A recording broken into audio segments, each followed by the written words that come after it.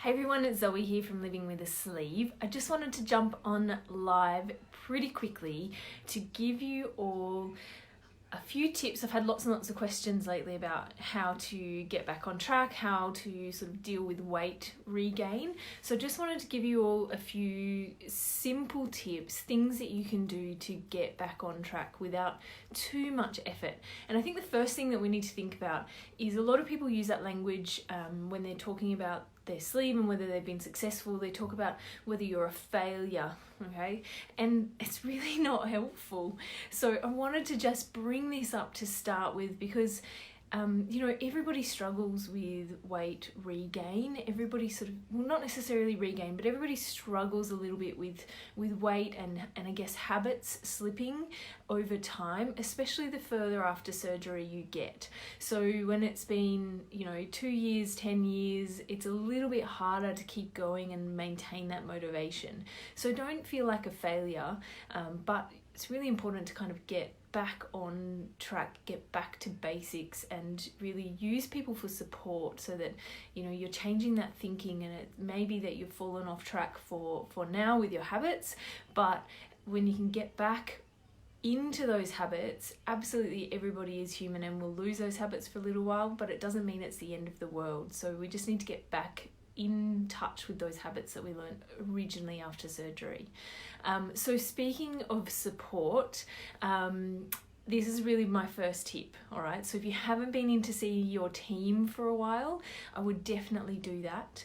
I would get in touch with some people that have gone before you, really rely on friends and family and tell them what you're intending to do. Let them know that you're planning on changing a few things, getting back on the bandwagon. And sometimes just having that external accountability really helps to make sure that you are managing and sticking to what you've said you're going to do and using that as motivation, okay? It's also important just to go back to the beginning. So if it's been a few years since your surgery, sometimes it's really tricky to remember exactly what you should have been doing. So we talk about the 4 pillars of success in terms of long-term weight loss and being able to keep it off in the long term. And those 4 pillars are really looking at what you eat. Okay, so really focusing on protein and veggies and 3 meals a day and making sure you get sort of half protein, half veggies at those meals and maybe have a snack if you're hungry. Then we talk about how you eat. So talking about how you eat is really all those little habits like slowing right down, taking 20 to 30 minutes for your meal, using a little spoon, cutting your mouthfuls really small, chewing well, resting in between each mouthful, and actually thinking before you eat if you're really hungry, if there's some other reason why you might want to eat.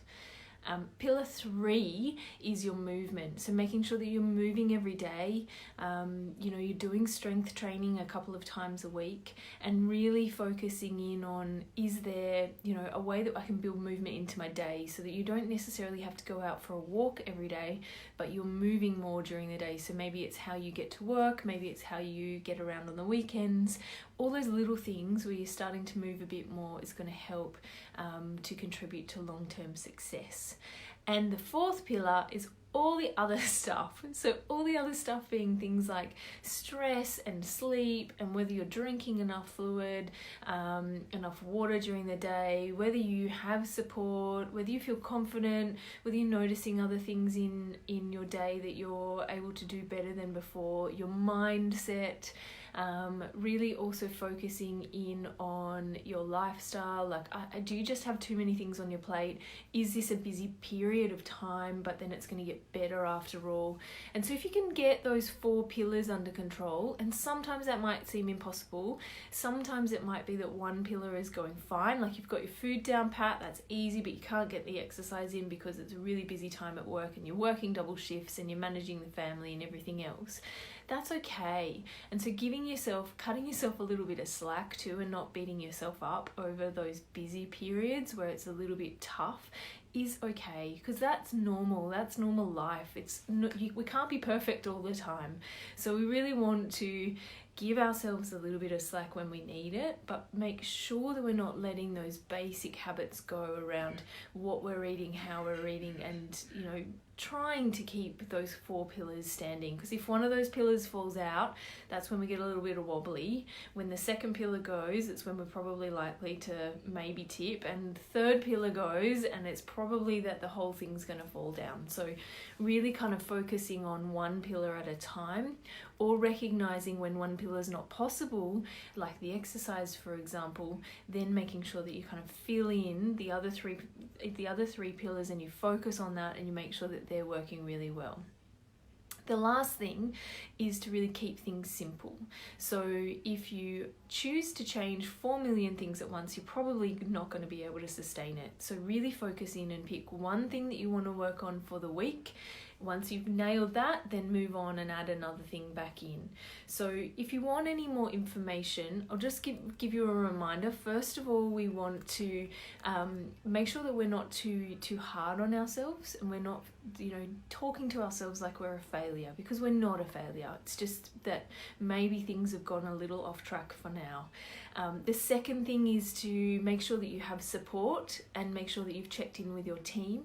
The third thing is to go back to the beginning and focus on the 4 key pillars for long-term success. So what you eat, how you eat, your movement, and then your lifestyle and mindset.